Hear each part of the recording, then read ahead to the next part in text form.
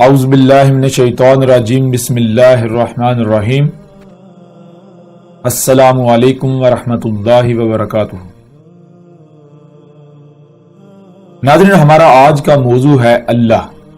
اللہ کیا ہے؟ اللہ کی ذات کیا ہے؟ یہ موضوع نہ صرف انتہائی پیچیدہ ترین موضوع ہے بلکہ یہ سب سے اہم ترین موضوع ہے۔ اس کے علاوہ یہ موضوع بنیاد ہے۔ اللہ سبحانہ و تعالی نے پورے قرآن میں بار بار اس بات پر زور دیا کہ اللہ کو یاد کرو۔ اللہ وہ ذات تھی، اللہ تھا وہ جو تمہیں بھلا دیا گیا، جو تم بھول چکے۔ اللہ کو یاد کرو۔ جب تک کہ آپ کو اللہ یاد نہیں آئے گا اللہ کیا ہے، اللہ کون ہے، تب تک آپ حق کو پا ہی نہیں سکتے۔ جب تک آپ کو اللہ کا علم نہیں ہو جاتا تب تک حق کو پانا آپ کے لیے ناممکن حد تک مشکل ہوگا۔ اور پھر کوئی بھی چرب زبان، کوئی بھی رہنمائی کے لبادے میں راہزن آپ کو گمراہ کر سکتا ہے۔ آپ کی رہنمائی کے نام پر آپ سے اپنی خواہشات کی اتباع کروا سکتا ہے، آپ سے کچھ بھی کروا سکتا ہے، اللہ کے نام پر آپ سے کچھ بھی کروا سکتا ہے۔ پھر اس کے علاوہ آپ جانتے ہیں کہ کچھ آیات ہیں جن کو پیش کیا جاتا ہے اور پھر کیا کہا جاتا ہے، دیکھیں جی اللہ کے ہاں ایک ہی دین قابل قبول ہے اور وہ ہے دین اسلام۔ وہ آیات کون سی ہیں وہ آپ کے سامنے رکھتے ہیں، اور حقیقت کیا ہے وہ بھی ہر لحاظ سے آپ کے سامنے رکھتے ہیں۔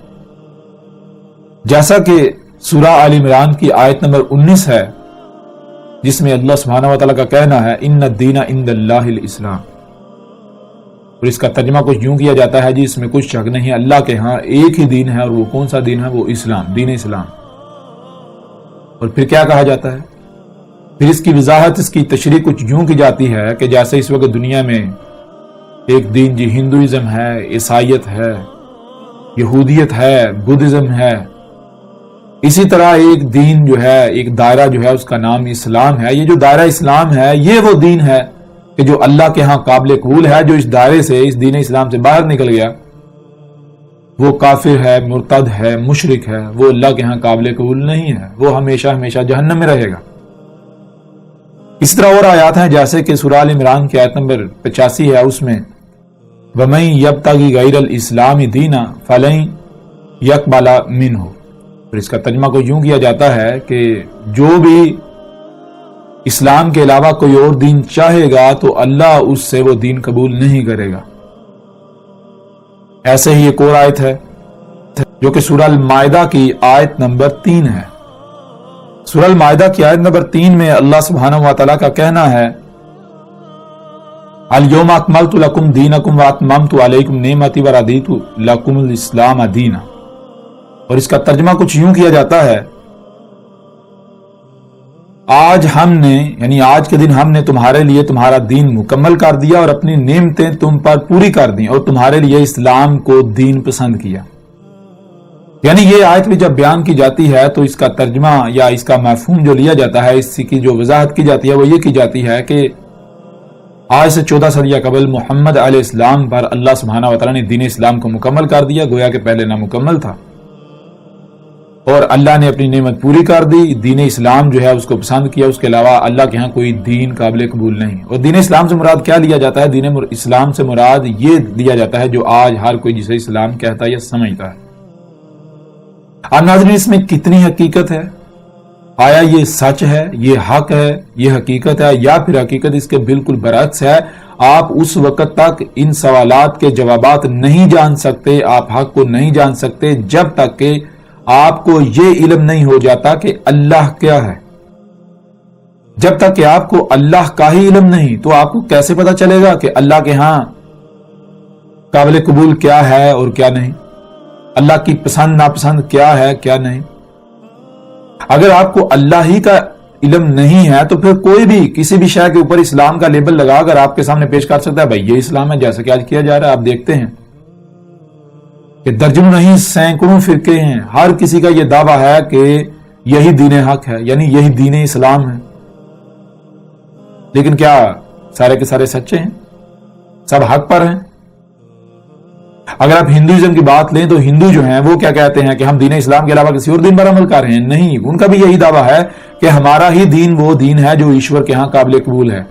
ایشور کون؟ اللہ، وہی ذات جسے آپ اللہ کہتے ہیں. فرق صرف یہ ہے کہ لفظ اسلام تو عربوں کی زبان کا لفظ ہے. جو ہند کے بھاسی ہیں وہ لفظ اسلام کا استعمال نہیں کرتے، جن کو آپ مشرکین ہند کہتے ہیں جو بت پرستی کر رہے ہیں. وہ لفظ اسلام اس لیے استعمال نہیں کرتے کیونکہ وہ اپنی زبان کا لفظ استعمال کرتے ہیں. اس طرح ذرا غور کریں کہ جب یہ جو لسان العرب ہے، عربوں کی زبان کا وجود ہی نہیں تھا، یا پیچھے چلے جائیں نوح علیہ السلام کے وقت، کیا نوح علیہ السلام کے وقت نوح علیہ السلام بھی یہی دین اسلام ہے، اسلام لفظ اسلام استعمال کرتے تھے؟ کیا موسیٰ علیہ السلام نے لفظ اسلام استعمال کیا؟ کیا عیسیٰ علیہ السلام نے لفظ اسلام استعمال کیا؟ نہیں.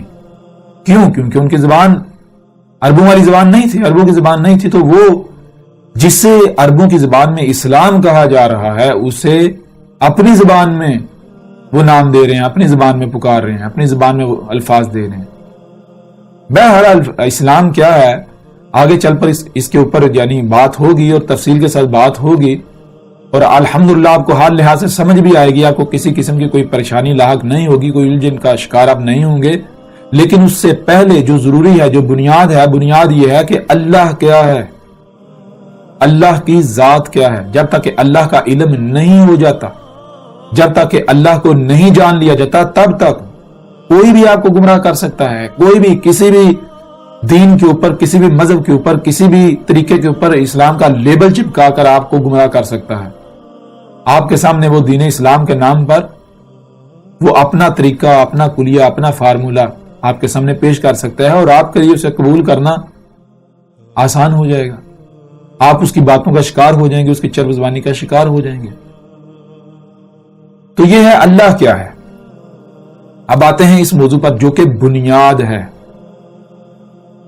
اگر آپ کو اللہ کا علم نہیں ہے، بار بار اس بات پر زور اس لیے دیا جا رہا ہے کہ پورے قرآن میں اللہ سبحانہ و تعالی نے بار بار اس بات پر زور دیا ہے کہ اللہ کو جانو، یاد کرو وہ جو تمہیں بھلا دیا گیا، جو تم بھول چکے. اور کیا تھا جو تم بھول چکے؟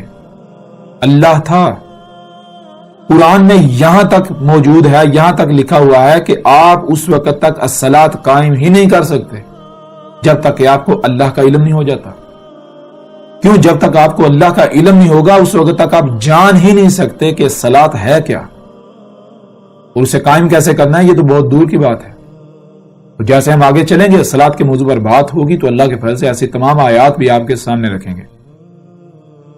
بہرحال اللہ کیا ہے آپ جانتے ہیں کہ یہودی ہوں، عیسائی ہوں، ہندو ہوں، بدھ مت ہوں، یا وہ لوگ جو خود کو مسلمان کہلواتے ہیں، ان سب کے ہاں یعنی ان کا یوں سمجھے کہ مشترکہ یہ عقیدہ و نظریہ ہے کہ اللہ کائنات سے الگ اوپر آسمانوں پر بیٹھا ہوا ہے، اوپر آسمانوں میں موجود ہے. جو آسمانوں میں بیٹھا نیچے سب کچھ دیکھ رہا ہے، نظام چلا رہا ہے، لوگوں کی دعائیں سن رہا ہے، ان کو قبول کرتا ہے، رد کرتا ہے. یعنی کہ آپ یہ بات جانتے ہیں کہ تقریباً ہر کسی کا یا اکثریت کا یہ عقیدہ و نظریہ ہے کہ کائنات الگ ہے اور اللہ الگ ہے. اور جب سائنس نے ان رازوں سے پردہ اٹھایا کہ کچھ بھی بغیر خالق کے وجود میں نہیں آ سکتا، جسے آپ سائنس کہتے ہیں، یعنی یہ ریزننگ کر کے یا مخلوقات کی چیر پھاڑ کر کے جو علم حاصل کیا گیا، تو اس علم کی بنیاد پر یعنی جب فطرت کے قوانین کو ڈسکور کیا گیا، انہیں دریافت کیا گیا، تو یہ بات سامنے آئی کہ اس کائنات کے اندر کوئی ایک ذرہ بھی ایسا نہیں ہے کہ جو خالق کے بغیر وجود میں آ سکے.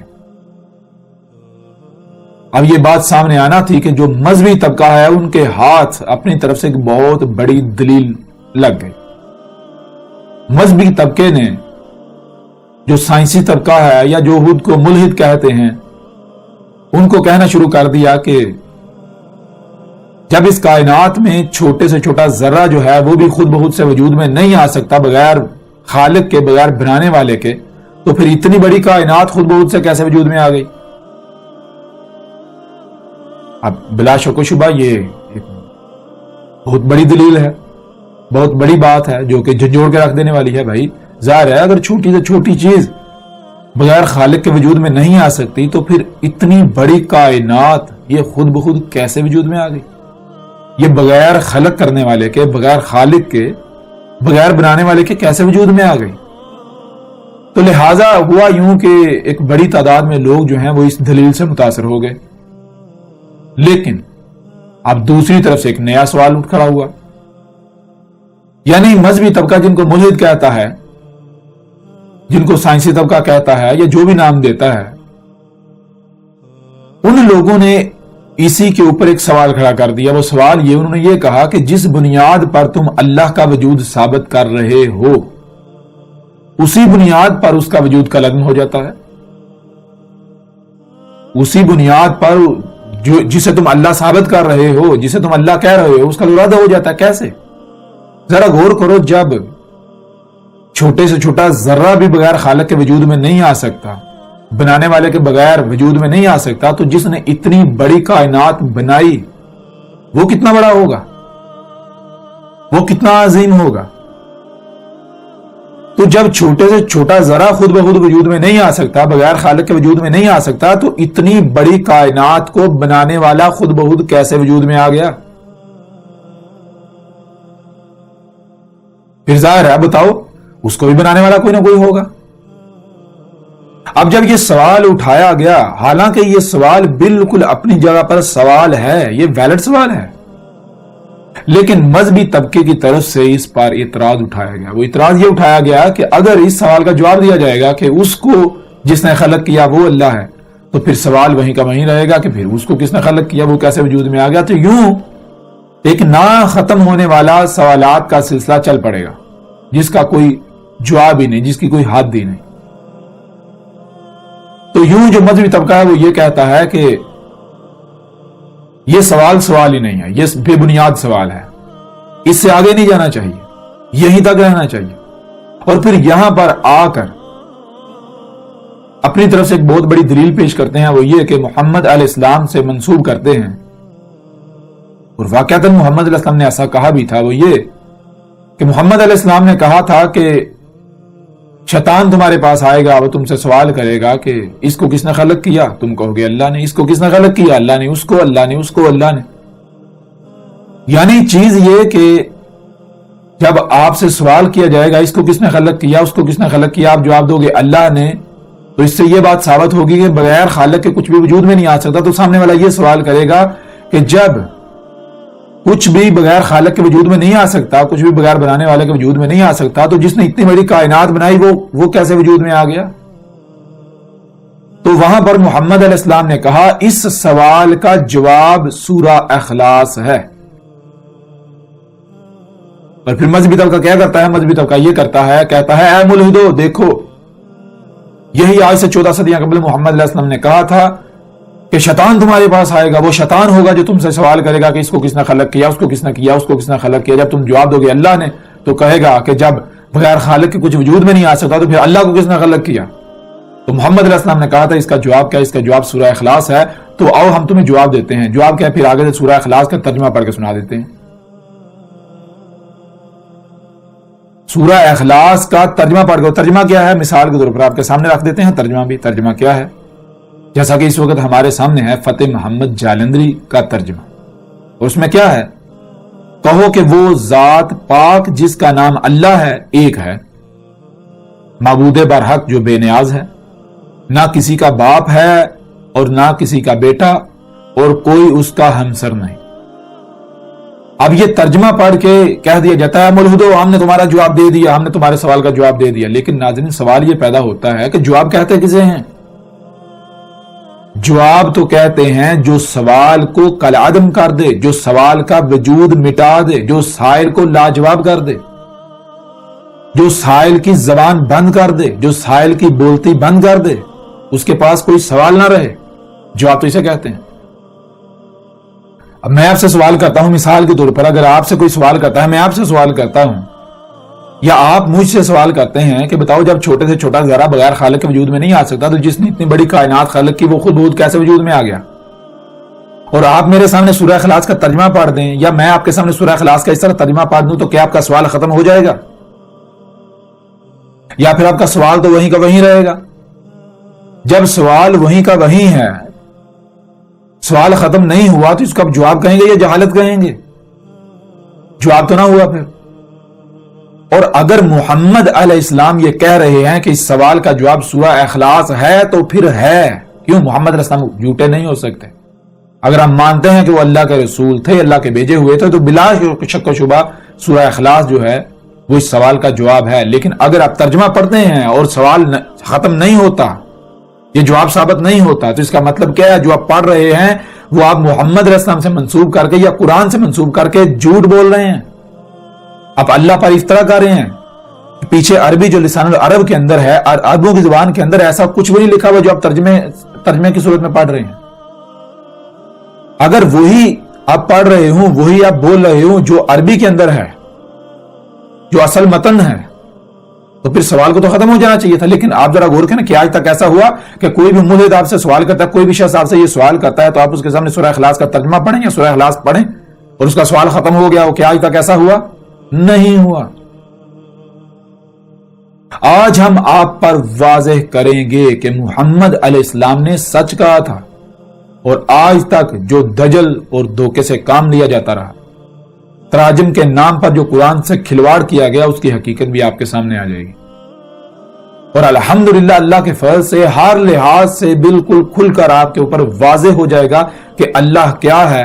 اور وہ یہ جو سوال ہے کہ جب چھوٹے سے چھوٹا ذرہ بھی خود سے وجود میں نہیں آ سکتا بغیر خالق کے، بغیر بنانے والے کے، تو جس نے اتنی بڑی کائنات خلق کی وہ خود کیسے وجود میں آ گیا؟ یہ سوال اور اس کے علاوہ جتنے بھی سوالات ہیں، یہ تمام کے تمام سوالات مٹ جائیں گے۔ دنیا کی کوئی طاقت اعتراض نہیں اٹھا سکے گی، کوئی سوال نہیں اٹھا سکے گی۔ حقیقت اس طرح بالکل کھل کر سامنے آ جائے گی۔ تو اب آتے ہیں سورہ اخلاص کی طرف۔ سورہ اخلاص کی پہلی آیت ہے قل ہوا اللہ احد۔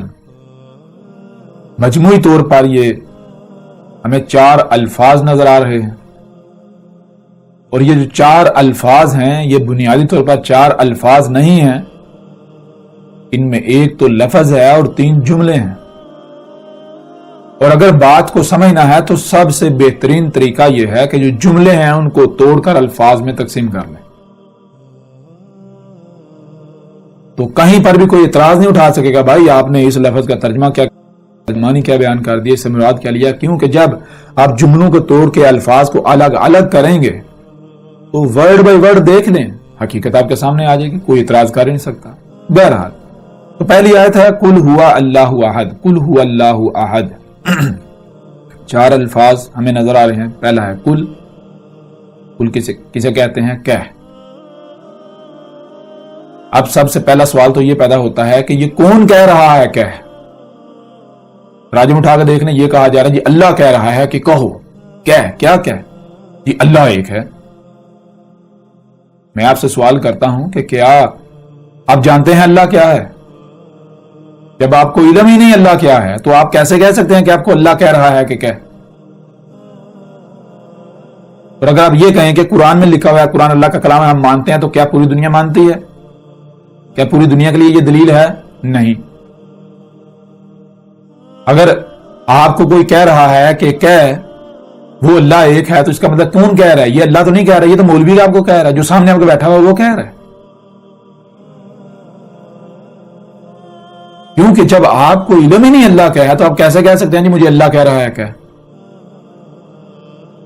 بہرحال چیز یہ ہے کہ کل کہہ، کون کہہ رہا ہے کہہ؟ واقعہ اللہ ہی کہہ رہا ہے کہہ، لیکن کیسے اللہ کہہ رہا ہے؟ جیسے اللہ کا قانون ہے۔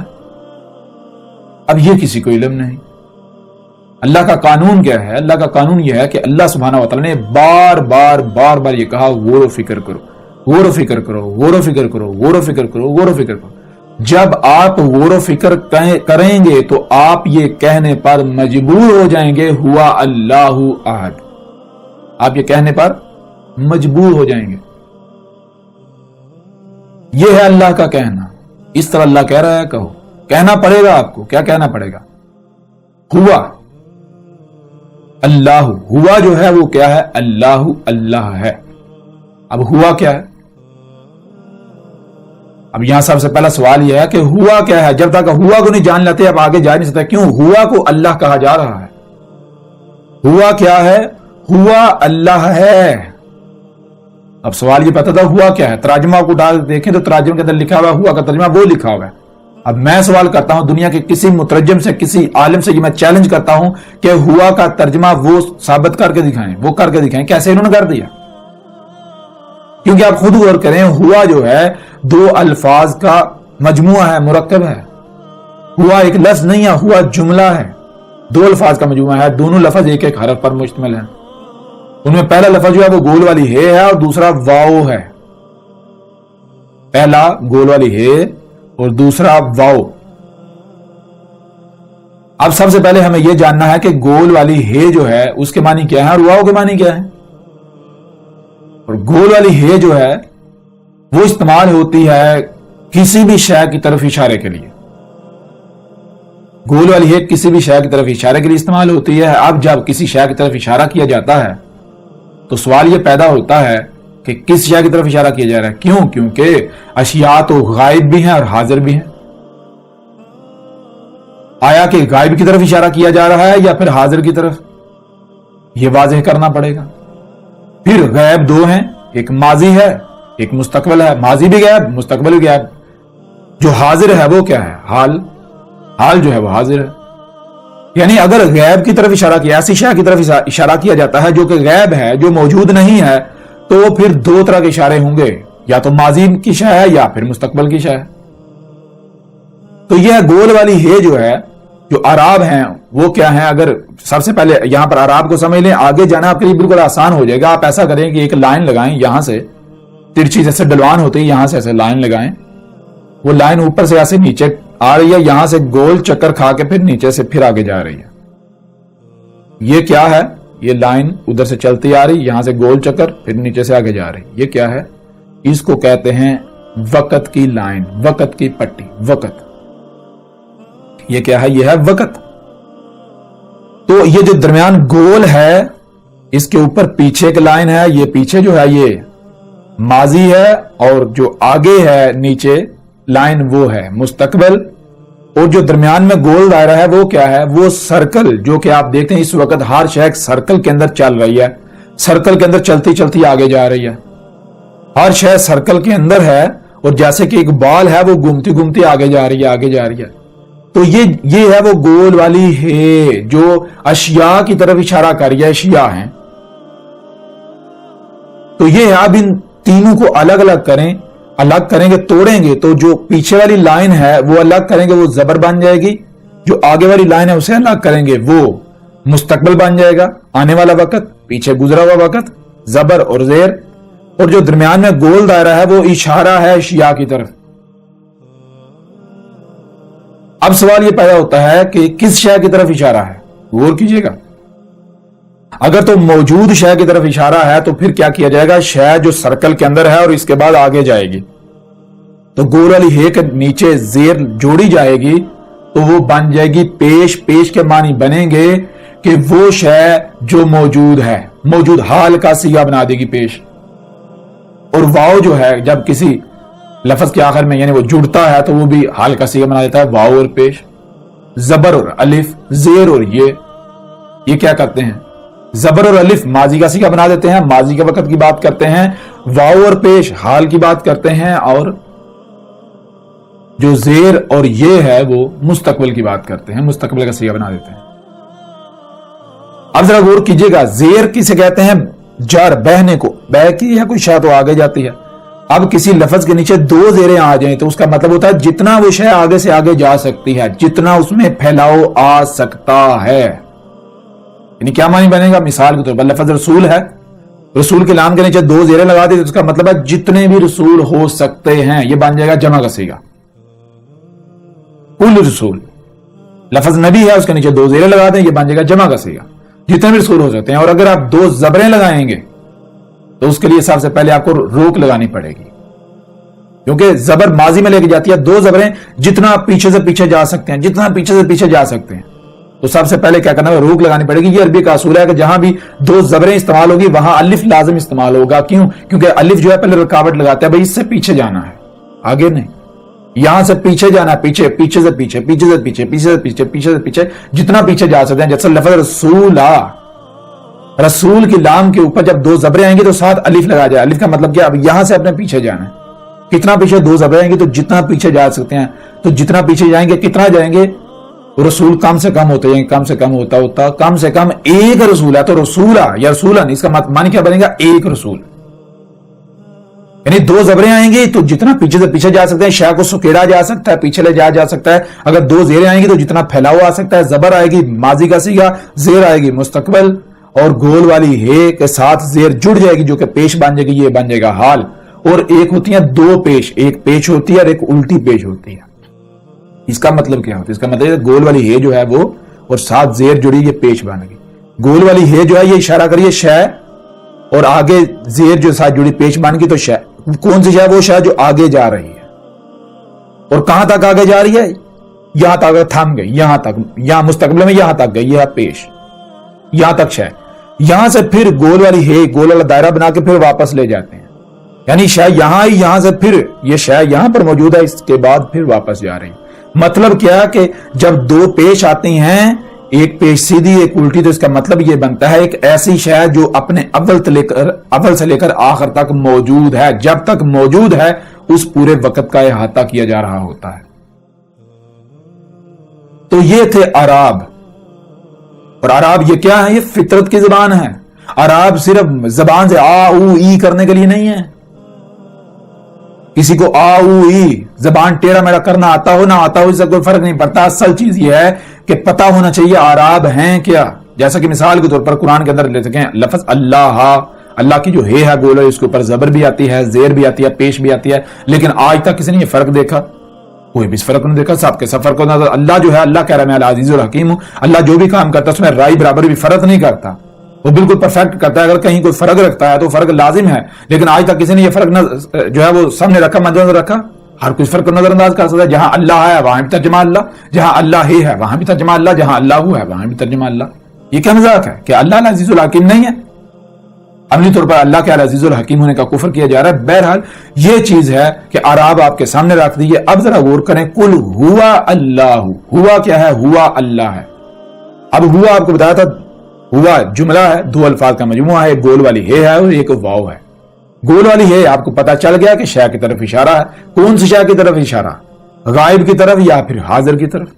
غائب دو ہیں، ماضی اور مستقبل، یعنی اگر اس شے کی طرف اشارہ کیا جائے گا جو آگے مستقبل میں آنی ہے تو گول والی ہے کے نیچے زیر آئے گی، اور اگر اس شے کی طرف اشارہ کیا جا رہا ہے جو پیچھے ماضی میں گزر چکی تو گول والی ہے کے اوپر زبر آ جائے گی، اور اگر اس شے کی طرف اشارہ کیا جا رہا ہے جو اس وقت موجود ہے تو گول والی ہے کے اوپر پیش آ جائے گی۔ تو یہاں دیکھیں کیا ہے، یہاں گول والی ہے کے اوپر پیش ہے، تو معنی کیا بنے گا؟ اس شے کی طرف اشارہ کیا جا رہا ہے جو شے موجود ہے۔ اب آپ ذرا غور کریں کہ آپ کو اپنے ارد گرد کچھ بھی موجود نظر آ رہا ہے؟ کچھ موجود ہے؟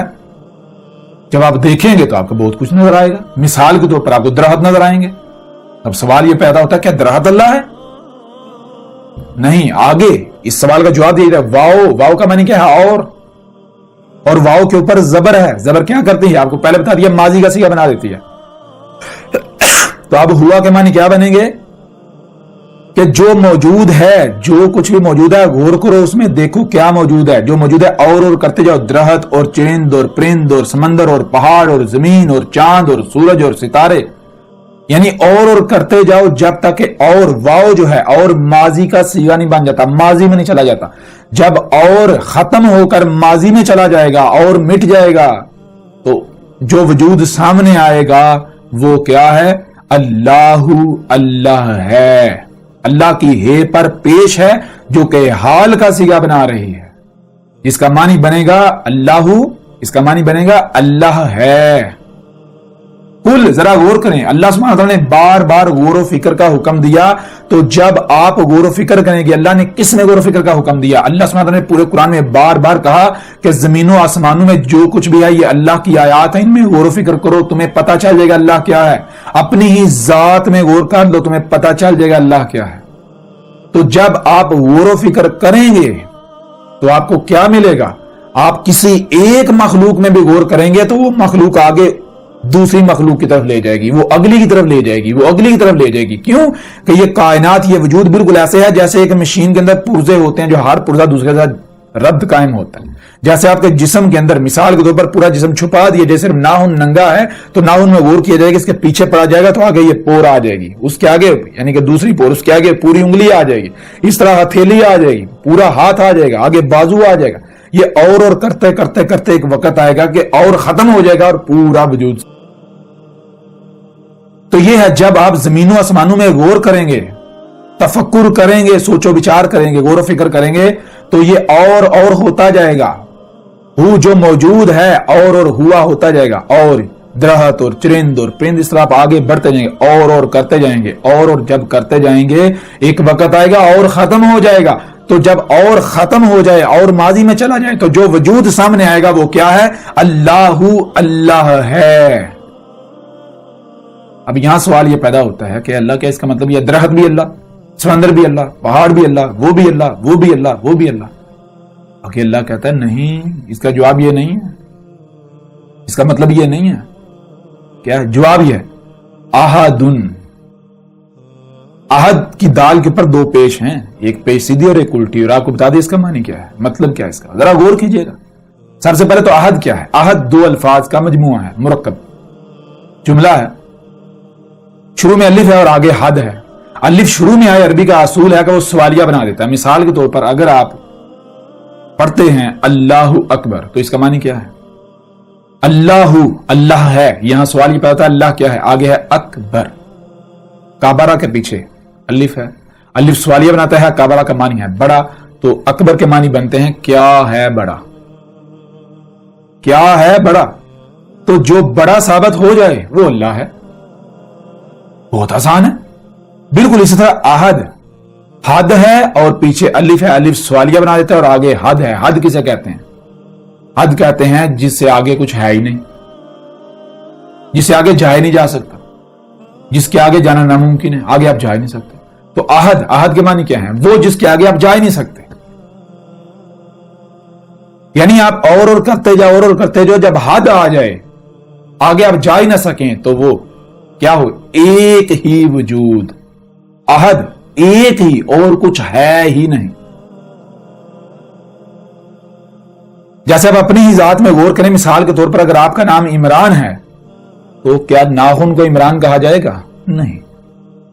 اگر پورا جسم چھپا دیا جائے, ناخن ننگا رہے تو یہ ناخن, اسے کہا تو ناخن جائے گا, لیکن یہ ناخن عمران کی آیت ہے.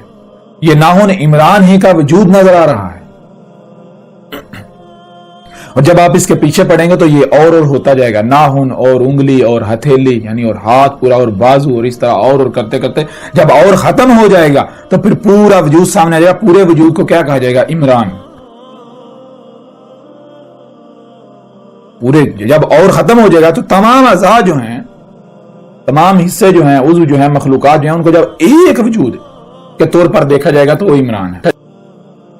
بالکل ایسا ہی. اس کا مطلب یہ نہیں ہے کہ درخت بھی اللہ, چرند بھی اللہ, پرند بھی اللہ, یہ بھی اللہ, نہیں. یہ درخت ہے, سمندر ہے اور پہاڑ ہے, اور کرتے جاؤ. جب اور ختم ہو جائے گا تو جب اور ختم ہو جائے تو جو وجود سامنے آئے گا وہ ایک ہی وجود سامنے آئے گا, اور جو وجود سامنے آئے گا وہ کون ہے؟ وہ اللہ ہے. تو مطلب کیا ہوا؟ مطلب یہ ہے کہ جو کچھ بھی آپ کو نظر آ رہا ہے یہ اللہ ہی کا وجود نظر آ رہا ہے. یہ درخت, چرند, پرند, یہ جو کچھ بھی ہے یہ اللہ کی آیات ہیں. آیات, آیت کی جمع ہے. آیت کہتے ہیں پورے وجود کا چھپے ہوئے ہونا, پوری شے کا چھپے ہوئے ہونا, اس کا چھوٹا سا حصہ سامنے ہونا, جس کی گہرائی میں جانے سے, جس کے پیچھے پڑنے سے پورا وجود سامنے آ جائے. کس کا وہ حصہ ہے جو نظر آ رہا ہے وہ وجود سامنے آ جائے. تو زمین و آسمانوں میں جو کچھ بھی ہے یہ اللہ کی آیات ہیں. تو جب آپ ان آیات کے پیچھے بڑھیں گے, پردے کو چاک کریں گے, تو کون سامنے آئے گا؟ ذرا جب اللہ کی آیات تو اللہ ہی کو سامنے آنا پڑے گا نا, اللہ ہی سامنے آئے گا نا. تو یہ ہے قل ہوا اللہ احد. بات یہاں سے شروع نہیں ہو رہی کل اللہ کہہ رہے کو. اللہ تو یہ کہہ رہے آپ کو بار بار یہی دعوت دیے, غور و فکر کرو, غور و فکر کرو, غور و فکر کرو, غور و فکر کرو. زمین و آسمانوں میں غور و فکر کرو, اپنی ذات میں غور و فکر کرو. جب آپ غور و فکر کریں گے تو آپ یہ کہنے پر مجبور ہو جائیں گے. جب آپ زمین و آسمانوں میں غور و فکر کریں گے, کسی بھی مخلوق میں غور و فکر کریں گے, تو وہ مخلوق آگے دوسری کے ساتھ جڑی ہوئی ہے. جیسے وجود کے اندر اعضاء ایک دوسرے کے ساتھ کنیکٹڈ ہیں, ربط قائم ہے. جیسے مشین کے اندر پرزے ایک دوسرے کے ساتھ ربط قائم ہوتا ہے. ایک پرزے کے پیچھے جائیں گے وہ دوسرے کی طرف لے جائے گا, وہ آگے کی طرف لے جائے گا, وہ اگلی کی طرف لے جائے گا, یہاں تک کہ پوری مشین نہ سامنے آ جائے گی. بالکل اسی طرح جب آپ کسی بھی مخلوق میں غور کریں گے, کسی کے بھی پیچھے پڑیں گے, تو آپ آگے بڑھتے جائیں گے, اور ہوتا ہوتا ایک وقت آئے گا اور ختم ہو جائے گا, پورا وجود سامنے آئے گا. جو وجود سامنے آیا یہ کیا ہے؟ یہ اللہ ہے. اللہ, یہ ہے اللہ. اب ذرا غور کریں, اللہ کیا ہے؟ احد, ایک ہی وجود, اور کوئی ہے ہی نہیں, اور کوئی ہے ہی نہیں. ایک ہی وجود ہے اور کوئی ہے ہی نہیں. اور جتنے بھی مذاہب ہیں, ہر مذہب کی جو کتابیں ہیں ان کے اندر بھی یہی لکھا ہے. مثال کے طور پر جن کو آپ سکھ کہتے ہیں, ان کی آپ جو ہے مین بنیادی کتاب جو ہے گرو گرنتھ, اسے اٹھا لیں. کہاں سے شروع ہوتی ہے؟ شروع جہاں سے ہوتی ہے, پہلا لفظ کیا ہے؟ پہلا فقرہ ایک اونکار.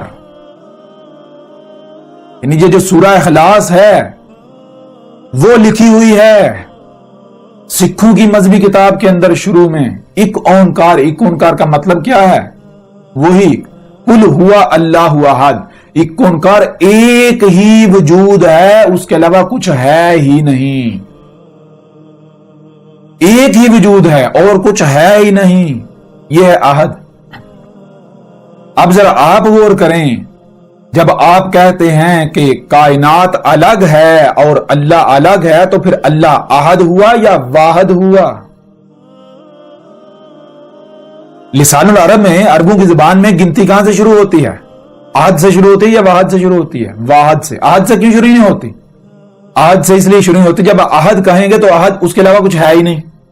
نہ آپ آگے جا سکتے ہو نہ پیچھے, ہر طرف حد ہے, وہی ہے بس, اور کچھ ہے ہی نہیں. اور جب واحد کہیں گے تو واحد کا کیا معنی ہے؟ واحد, واو پلس احد. واحد, واو کا معنی اور, احد ایک, تو واحد کے معنی بنیں گے اور ایک. یہ اس لیے عربوں کی زبان میں جو گنتی شروع ہوتی ہے, واحد اسنان ثلاثہ اربع خمسہ, واحد سے شروع ہوتی ہے. واحد کا مطلب کیا ہے؟ واحد کا معنی ہے اور ایک. اور ایک کا مطلب کیا ہے؟ اس ایک کے علاوہ اور بھی ہے, ایک بھی اور بھی ہے. واحد اور ایک. تو جب آپ یہ کہتے ہیں کہ اللہ الگ ہے اور کائنات الگ ہے, تو آپ کیا کہہ رہے ہیں؟ آپ کہہ رہے ہیں کائنات اور اللہ, کائنات اور اللہ ایک. تو اس کا مطلب کیا ہوا؟ اللہ تو واحد ہو گیا, اور ایک واحد. اللہ قرآن میں بار بار کہہ رہے ہیں اللہ احد ہے, احد ہے, احد ہے, احد ہے. آپ کہہ رہے ہیں واحد ہے, واحد ہے, واحد ہے. جب آپ کہتے ہیں اللہ الگ ہے, کائنات الگ ہے, آپ الگ ہیں, اللہ الگ ہے, تو آپ کیا کہہ رہے ہیں؟ آپ تو کہہ رہے ہیں اللہ واحد ہے, آپ اور ایک اللہ, کائنات اور ایک اللہ. اس کو کیا کہیں گے؟ اس کو لسان العرب میں واحد کہیں گے. کہاں قرآن میں واحد لکھا ہوا ہے؟ اللہ کہہ رہا ہے میں احد ہوں, احد ہوں, احد ہوں. آپ کہہ رہے ہیں نہیں, اللہ واحد ہے, واحد ہے, واحد ہے. احد کا مطلب کیا ہے؟ ایک ہی وجود ہے اور کچھ ہے ہی نہیں. اور آپ کہہ رہے ہیں اللہ واحد ہے. اور ایک, کائنات الگ ہے, اللہ الگ ہے, آسمان الگ ہیں, اللہ الگ ہے. تو جب آسمان الگ ہیں, اللہ الگ ہے, تو کیا ہوا؟ آسمان اور ایک اللہ, اور ایک. عربوں کی زبان میں واحد کہا جائے گا, احد نہیں کہا جائے گا. جب احد کہیں گے تو اس کا مطلب کیا؟ اور کچھ ہے ہی نہیں, ایک ہی وجود ہے. جیسے آپ کا جسم ہے, آپ کی اہمیت اور حیثیت اس وجود کے اندر کیا ہے؟ جیسے آپ کے جسم کے اندر ہاتھ ہیں, زبان ہے, آنکھیں ہیں, کان ہیں. جیسے جسم کے اندر ایک خلیہ ہے, اللہ کے وجود کے اندر یہ زمین بالکل ایسی ہے جیسے آپ کے وجود کے اندر ایک خلیہ ہے. اور آپ کی اللہ کے وجود میں اہمیت اور حیثیت بالکل ایسی جیسے ایک خلیے کے اندر ایک چھوٹی سی مخلوق ہوتی ہے. ذرا غور کریں, ایک خلیہ اس کی کتنا حجم ہوتا ہے. اگر 10 لاکھ خلیے ایک مقام پر رکھے جائیں تو عام انسانی آنکھوں سے نہیں دیکھ سکتی. باریک سے باریک سوئی کی نوک جتنی وہ جگہ گھیرتے ہیں, 10 لاکھ خلیے. اتنا چھوٹا ہوتا ہے خلیہ. اور اس ایک خلیے کے اوپر ذرا غور کریں, ایک مخلوق وہ اگر اپنے ارد گرد دیکھتی ہے تو اس کو کیا نظر آئے گا؟ خلیہ آپ کے وجود میں, اس خلیے کے اوپر جو مخلوق ہے, کیا وہ الگ ہے اور آپ الگ ہیں؟ نہیں. اور جب وہ مخلوق اپنے ارد گرد دیکھے گی اس کو کیا نظر آئے گا؟ کیا آپ کے علاوہ کچھ اور نظر آئے گا؟ آپ ہی کا وجود نظر آئے گا یا نہیں؟ بالکل اسی طرح آپ اللہ کے وجود میں, یہ جو زمین ہے یہ ایک خلیہ ہے, اس خلیے کے آپ نیوکلیس ہیں, آپ ایک مخلوق. اور جب آپ اپنے ارد گرد دیکھتے ہیں تو آپ کو جو کچھ بھی نظر آتا ہے یہ اللہ ہی کا وجود نظر آتا ہے, اور کچھ نظر نہیں آتا. اور وہ وجود کتنا بڑا ہے یہ آنکھیں ادراک نہیں کر سکتی اس کا. آنکھیں جو ہیں یہ ادراک نہیں کر سکتی, آنکھوں کی رینج کے اندر وہ وجود نہیں آ سکتا. ہاں وہ وجود جو ہے جو کچھ بھی آپ کو نظر آ رہا ہے اس کا ادراک کر رہے ہیں, اسی کے اندر آ رہے ہیں. تو یہ ہے جب آپ یہ کہتے ہیں کائنات الگ ہے اللہ الگ ہے, تو اس کا مطلب کیا ہے؟ اس کا مطلب یہ ہے آپ اپنی زبان سے یہ دعویٰ کر رہے ہیں کہ اللہ احد نہیں, اللہ واحد ہے. اور پھر آگے بڑھیں, اگلی آیت کیا ہے؟ اللہ ہے الصمد. اللہ کیا ہے؟ اللہ صمد ہے, الصمد ہے. صمد کے معنی کیا ہے؟ صمد کہتے ہیں مثال کے طور پر اگر آپ کچھ بھی کرتے ہیں تو اس میں کوئی دوسرا ہے ہی نہیں, کسی دوسرے کا کوئی کنٹریبیوشن ہے ہی نہیں, آپ کو کسی دوسرے کی ضرورت پڑتی ہی نہیں ہے. اگر آپ نے کوئی کام کیا تو وہ بھی آپ خود ہیں, جس سے کیا وہ بھی خود, جو کرنے والا وہ بھی خود. یہ ہے الصمد. آپ ذرا غور کریں کہ اللہ الگ ہے کائنات الگ ہے, تو کائنات بنانے کے لیے اللہ کائنات کا محتاج ہوا یا نہیں؟ اللہ صمد کیسے ہو سکتا ہے؟ اگر اللہ جو ہے دیکھیں جی, اللہ کائنات الگ ہے, اللہ الگ ہے, اور اللہ بارشیں برسا رہا ہے, تو میں آپ کو کہتا ہوں کہ اگر سمندر کو ہٹا دیں, پانی کو ہٹا دیں, ہواؤں کو ہٹا دیں, تو اللہ بارش برسا سکتا ہے؟ پھر ممکن ہی نہیں ہے. اللہ تو پھر محتاج, اس کا مطلب اللہ تو محتاج ہو گیا سمندروں کا. اگر سمندر الگ ہے, اللہ الگ ہے, ہوائیں الگ ہیں, اللہ الگ ہے, تو اس کا مطلب پھر کیا ہے؟ اللہ تو بارش برسانے کے لیے سمندر کا محتاج, پانی کا محتاج, ہواؤں کا محتاج, فضا کا محتاج. سمد تو نہ ہوا پھر. اللہ کیا؟ اللہ ہے اللہ الصمد, اللہ صمد ہے. صمد کا مطلب کیا ہے؟ صمد کسے کہتے ہیں؟ الصمد ہونے کے لیے سب سے پہلی شرط ہے ایک ہی وجود کا ہونا, بس کوئی دوسرا ہے ہی نہیں, جو کچھ ہے ایک ہی وجود ہے. پھر جو خلق ہو رہا ہے وہ بھی خود ہے, کوئی دوسرا ہے ہی نہیں. جس سے خلق کیا جا رہا ہے وہ بھی خود ہے, کوئی دوسرا ہے ہی نہیں. اور جو خلق کر رہا ہے وہ بھی خود ہے, کوئی دوسرا ہے ہی نہیں. یہ ہے اللہ الصمد. اللہ کیا ہے؟ الصمد ہے. یہ جو کچھ بھی نظر آ رہا ہے, دیکھو جو خلق ہو رہا ہے کس سے خلق ہو رہا ہے؟ انرجی ہے جسے لسان عرب میں نور کہتے ہیں. نور سے سب کچھ, نور ہی مختلف شکلوں میں ڈلتا جا رہا ہے. تو ڈالنے والا کون ہے؟ یہی مخلوقات. خالق کے طور پر کون سامنے آئے گا؟ یہی مخلوقات. مثال کے طور پر آپ ایک گندم کے پودے کی مثال ہے, گندم کا پودا اگتا ہے, خلق ہوتا ہے, تو کون خلق کرتا ہے؟ ذرا غور کریں. سمندروں کو ہٹا دیں, ہواؤں کو ہٹا دیں, زمین کو ہٹا دیں, گندم کا پودا خلق ہو سکتا ہے؟ نہیں. جب آپ گندم کے پودے میں کسی بھی فصل, کسی درخت کی خلق میں غور کریں گے تو آپ کے سامنے کون آئے گا؟ یہی زمین آئے گی, مخلوقات آئیں گی, سمندر آئے گا, ہوائیں آئیں گی, فضا آئے گی, یہی مخلوقات آپ کے سامنے آئیں گے.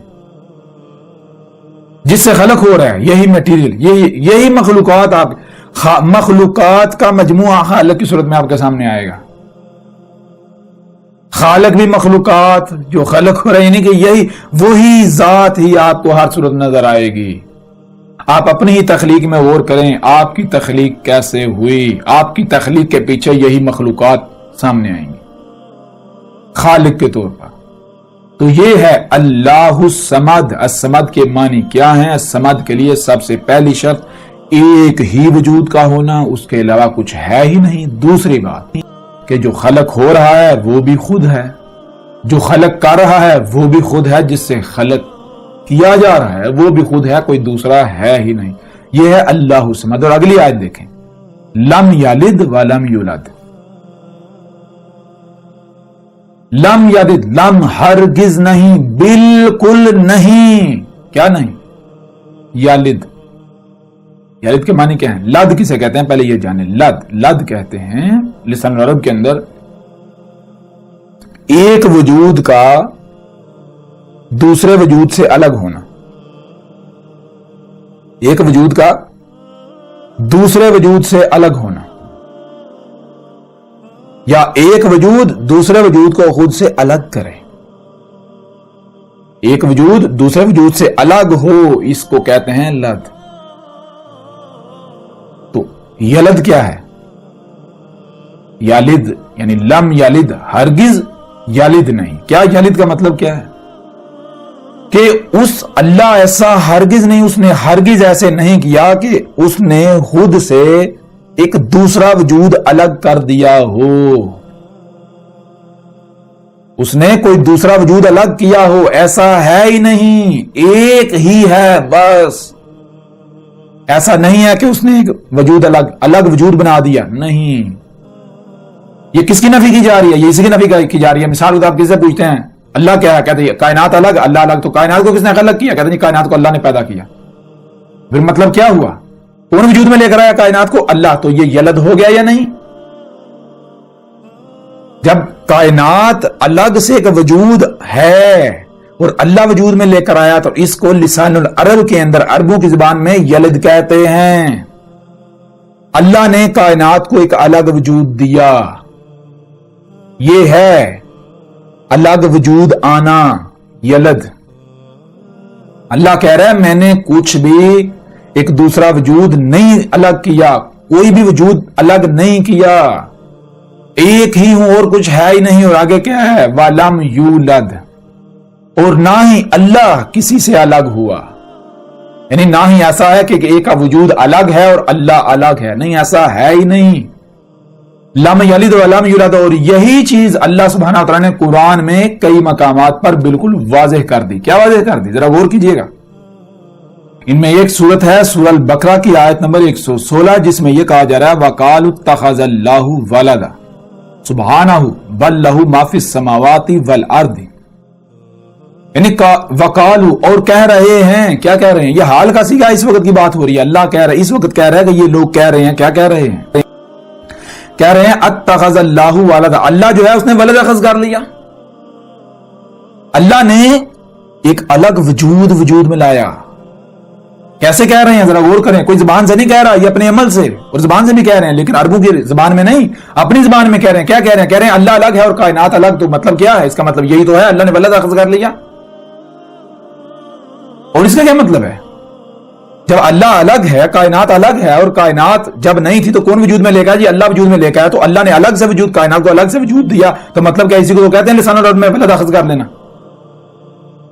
اللہ کیا کہہ رہے ہیں؟ اللہ کہہ رہے ہیں سبحانہ، وہ تو سبحان ہے اور اس نے ولد اخذ نہیں کیا، کوئی دوسرا وجود اس نے وجود میں لایا ہی نہیں، وہ خود اپنا شریک لا کر کھڑا کیا گیا۔ یہ کیسے ہو گیا؟ تم ہو جو کفر کرتے ہو اس بات کا، تم اس کے شریک بنتے ہو، تم کہتے ہو جی ہمارا الگ سے وجود ہے۔ اللہ نے ولد اخذ نہیں کیا، اللہ نے کوئی دوسرا وجود میں نہیں لایا، وہ ایک ہی وجود ہے، ایک ہی ذات ہے، اس کے علاوہ کچھ ہے ہی نہیں۔ اور دیکھیں آج دن رات زبان سے نہیں کہا جا رہا اللہ الگ کائنات الگ، اللہ الگ کائنات الگ، اللہ الگ کائنات الگ، جس کا مطلب کیا؟ کائنات اور اللہ، ایک تو اللہ احد نہیں واحد ہے، دوسرا اس نے ولد اخذ کر لیا، کائنات کو اللہ وجود میں لے کر آیا۔ تو اگر کائنات الگ وجود ہے تو اللہ نے دیکھا نا، ایک اللہ ہو گیا، ایک الگ وجود کائنات، تیسرے تو کہتے ہیں ولد۔ تو یہ اللہ سبحانہ وتعالی نے سورہ البقرہ کی آیت نمبر 116 میں اس بات کی نفی کری، اور آگے اللہ کہہ رہا ہے بل لہو ما فی السماوات والارض، بلکہ حقیقت کیا ہے؟ حقیقت یہ ہے لاہو اسی کا ہے، ما فی السماوات والارض، جو کچھ بھی آسمانوں میں اور جو زمین میں اسی کا ہے۔ کیسے؟ جیسے مثال کے آپ کہتے ہیں کہ دیکھیں یہ ہاتھ، پاؤں، ٹانگیں، ناک، کان، یہ کس کا ہے؟ جی میرا ہے۔ یہ ناک کس کا ہے؟ میرا ہے۔ ہاتھ کس کے ہیں؟ میرے ہیں۔ تو آپ یہ ہاتھ کس کے لیے کام کریں گے؟ اپنے وجود کے لیے۔ تو یہ اللہ کہہ رہا ہے، اللہ کہہ رہا ہے یہ زمین و آسمان میں جو کچھ ہے اسی کا ہے، یہ اسی کا وجود ہے۔ اور کس صورت میں اس کا وجود ہے اور کس صورت میں اس کا وجود نہیں ہے؟ شریک ہوگا۔ جیسے آپ کے ہاتھ ہیں، اگر آپ کے ہاتھ آپ ہی کے غلام ہیں، اپنے وجود کے لیے کام کرتے ہیں، تو یہ ہاتھوں کا کام کرنا آپ کا کام کرنا، آپ ہیں، آپ کا کام ہے۔ اور اگر یہ ہاتھ کسی اور کی بات مانتے ہیں تو وہ کام آپ کا کرنا نہیں، وہ دوسرے کا کام کرنا، یہ ہے شریک۔ ہاتھ شریک بن جائیں گے۔ ہاتھ وہ نہیں کر رہے جو آپ کہہ رہے ہیں، ہاتھ اپنی من مانی، اپنی مرضی کر رہے ہیں، کسی دوسرے کی مان رہے ہیں۔ تو یہ ہے اگر کوئی بھی اللہ کا یعنی کہ پتہ چل گیا اللہ کیا ہے، یہی وجود ہے. کوئی اس وجود کے اندر اپنے مقام پر رہتا ہے تو وہی ذات ہے، وہ اسی کا عضو ہے، وہ اسی کا حصہ ہے، اسی کی آیت ہے.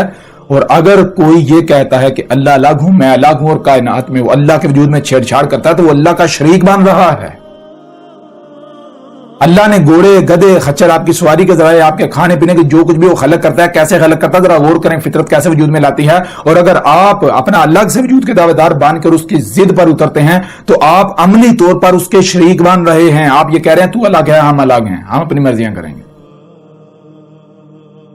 یہ ہے، یہ آج ہر کوئی اپنے عمل سے دعویٰ کر رہا ہے کہ اللہ نے ولد اخذ کر لیا، اور یہ اپنے آپ کو دین کا ٹھیکیدار، اللہ کے نمائندہ کہلوانے والے. یہ ایسی جتنی بھی آیات ہیں یہ عیسائیوں کے اوپر فٹ کر دیتے ہیں. قرآن آپ سے خطاب کر رہی ہے، عیسائیوں سے کر رہا ہے خطاب اس وقت.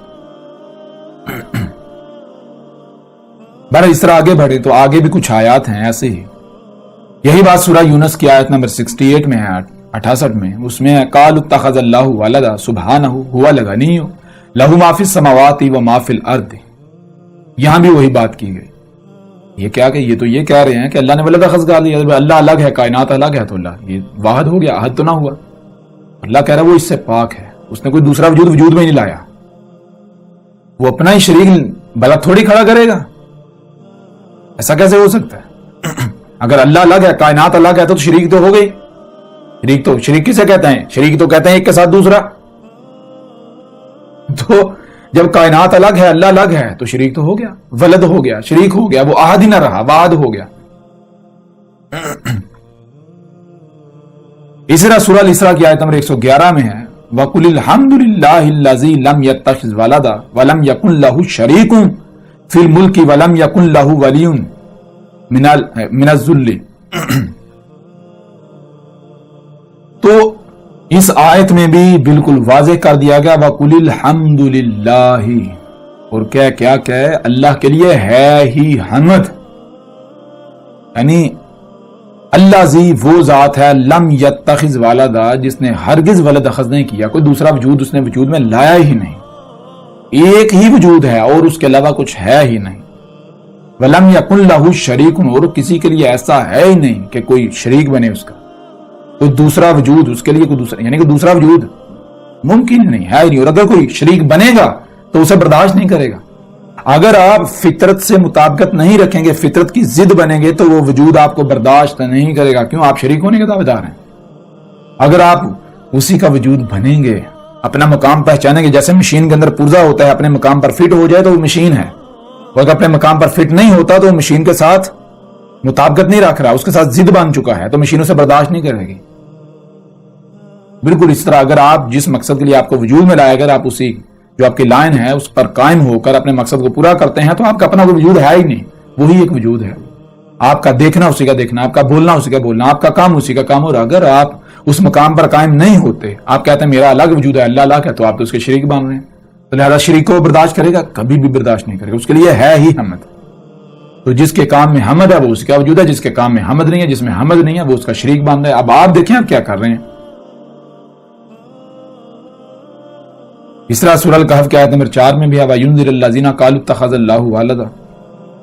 اور بھی آیات ہیں جیسا کہ سورہ مریم کی آیت نمبر 35 میں بھی ہے. اور یعنی کہ اس کے علاوہ اور بھی کافی ساری آیات ہیں. سورہ الانبیاء کی آیت نمبر 26 بھی ہے.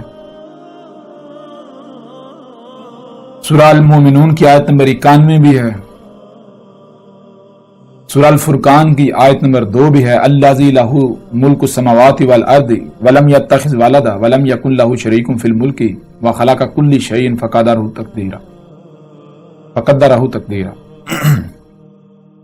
تو بہرحال جو بات ہم نے کی، جو بات ہم کر رہے تھے وہ یہ ہے کہ اللہ سبحانہ وتعالی نے بالکل واضح کر دیا سورہ اخلاص کی آیت نمبر لم یلد ولم یولد.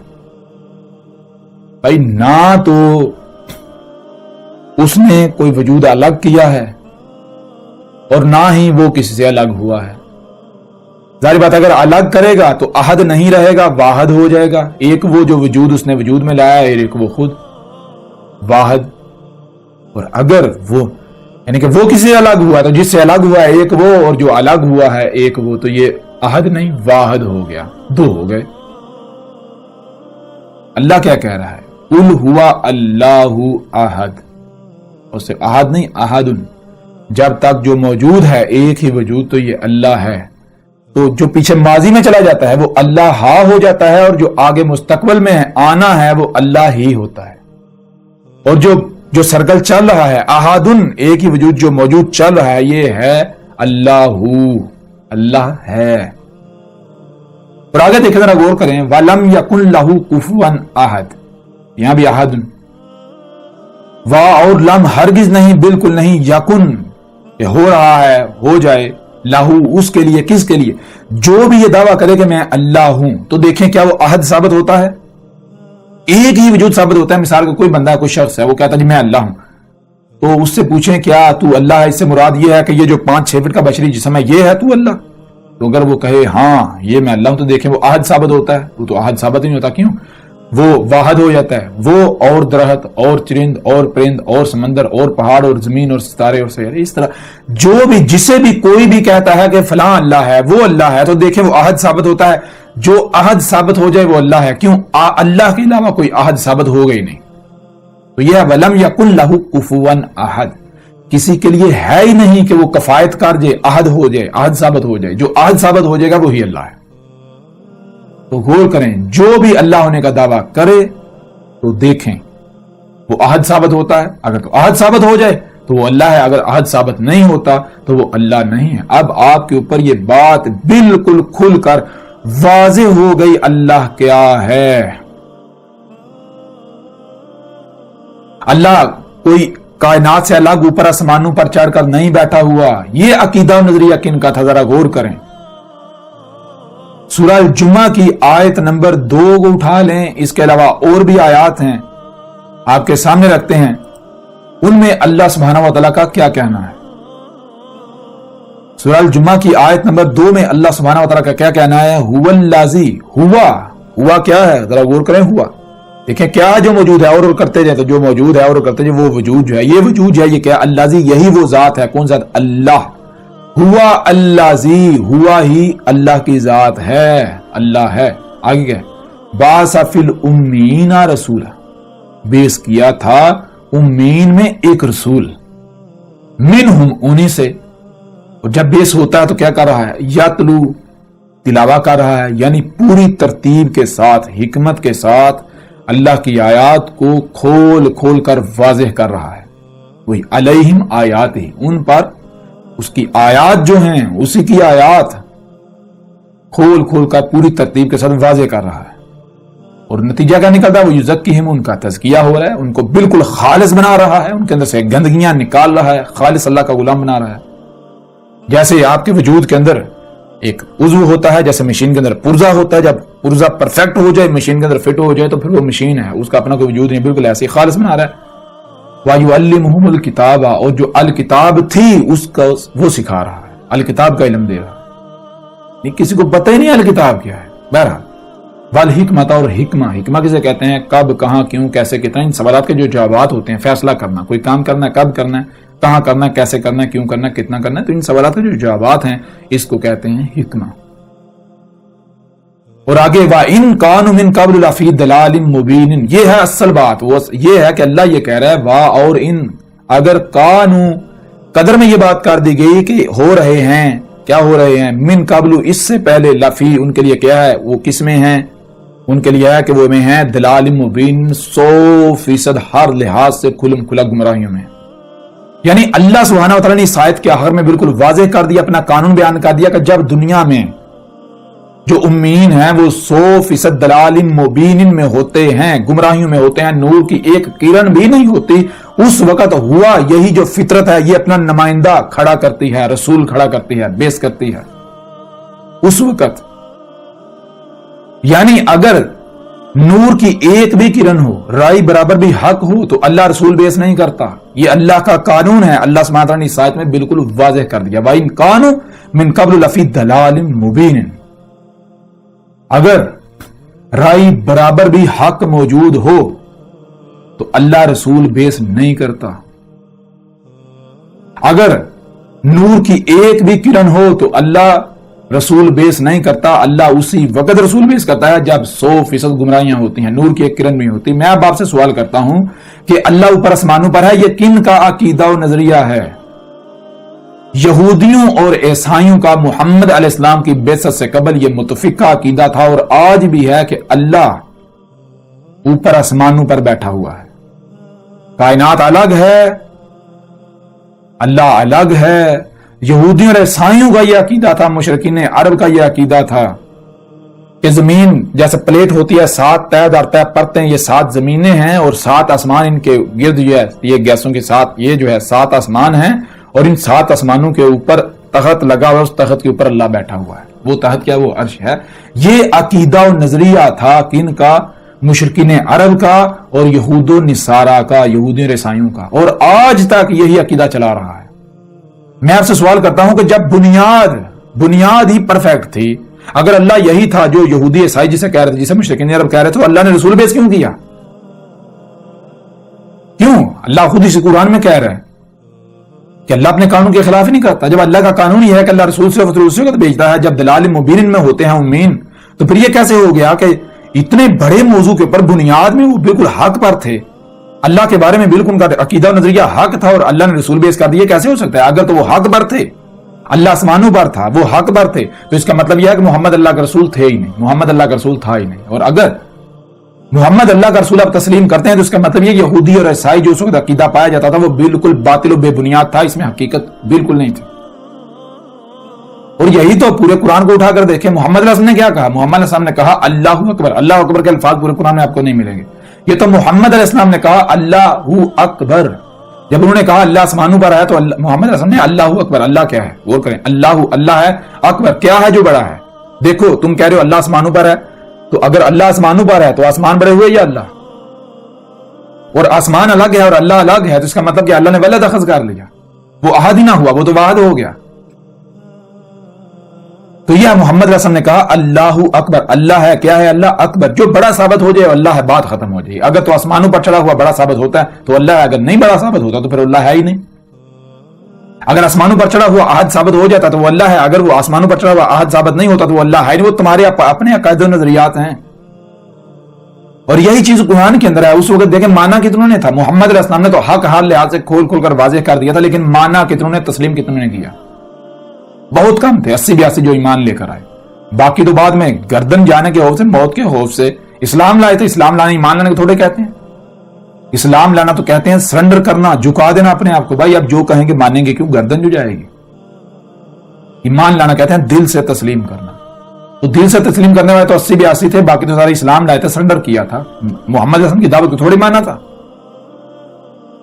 اسی قرآن میں اللہ سبحانہ نے کہا ہے کہ جلد وہ وقت جب آئے گا، کب؟ جب تمہیں تمہاری اپنی ہی ذات میں اور آفاق میں، آفاق یعنی وہ مقامات جہاں تمہاری رسائی نہیں ہے، جب تمہاری وہاں رسائی ہو جائے گی ان مقامات تک، وہاں ہم اپنی آیات دکھائیں گے، تب تم کہو گے یہ حق ہے۔ تب تمہیں پتا چلے گا آسمانوں پر چڑھا ہوا کوئی اللہ واللہ نہیں ہے، یہ تمہارے اپنے دماغوں کی اختراع ہے۔ تو یہ ہے اس وقت کسی نے نہیں مانا تھا۔ یہ آج جو اپنے آپ کو مسلمان کہلواتے ہیں، اللہ اوپر آسمانوں پر ہے، اللہ اوپر آسمانوں پر ہے، یہ کون لوگ ہیں؟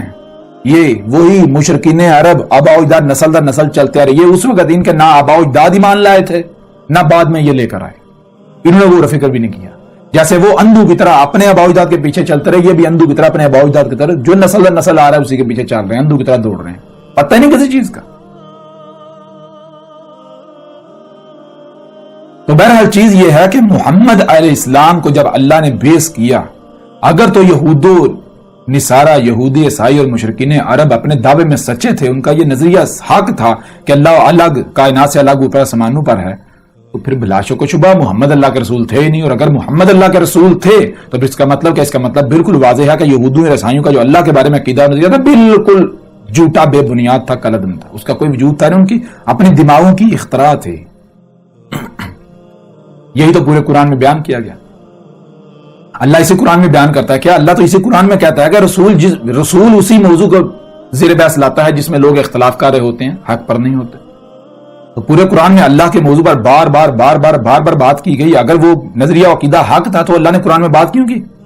اگر قرآن میں کسی موضوع پر بات ہو رہی ہے تو اس کا مطلب یہ بالکل واضح ہے کہ اس لیے بات ہو رہی ہے کہ لوگ جو عقیدہ نظریہ لے کر بیٹھے ہوئے ہیں اس کا حقیقت کے ساتھ کوئی تعلق نہیں، قرآن اس کا رد کرتے ہوئے جو حق ہے وہ واضح کر رہا ہے، لیکن کوئی بھی نہیں جو ماننے کو تیار ہو، کوئی بھی نہیں جو غور و فکر کرے، جو سارے کے سارے اندھے بنے ہوئے ہیں۔ حالانکہ اسی قرآن کے اندر بار بار کہا جا رہا ہے کہ جو غور و فکر نہیں کرتے، جو غور و فکر نہیں کرتے وہ بندر ہیں، وہ سور ہیں، وہ اموات ہیں، وہ چھپائے ہیں، وہ قبروں میں ہیں، وہ اندھے ہیں۔ اس کے باوجود بھی کسی کو فرق نہیں پڑتا۔ بہرحال تو الحمدللہ یہ بات آپ کے اوپر بالکل واضح ہو گئی۔ اب ذرا غور کریں، ہم نے جو بات کی، ہم نے جب واضح کیا اللہ کیا ہے، دنیا کی کوئی طاقت اس کا رد کر سکتی ہے؟ اب ذرا غور کریں، جب جو کچھ بھی نظر آ رہا ہے یہ اللہ کا وجود ہے، تو جو چھیڑ چھاڑ کر رہے ہیں پہاڑوں میں، زمین میں، موسموں میں، یہ چھیڑ چھاڑ کس کے ساتھ ہو رہی ہے؟ کیا یہ اللہ کی آیات نہیں ہے؟ یہ اللہ کے ساتھ دشمنی نہیں کی جا رہی؟ یہی تو پورے قرآن میں بار بار کہا گیا کہ یہ جو تم اللہ کی آیات کے ساتھ چھیڑ چھاڑ کر رہے ہو، ان کا قذف کر رہے ہو، پہلی قوم نے بھی یہی کیا، یہ اللہ سے دشمنی کر رہے ہو۔ عقل کیندو اللہ تھا، یہ اللہ ہے، بچو اس سے۔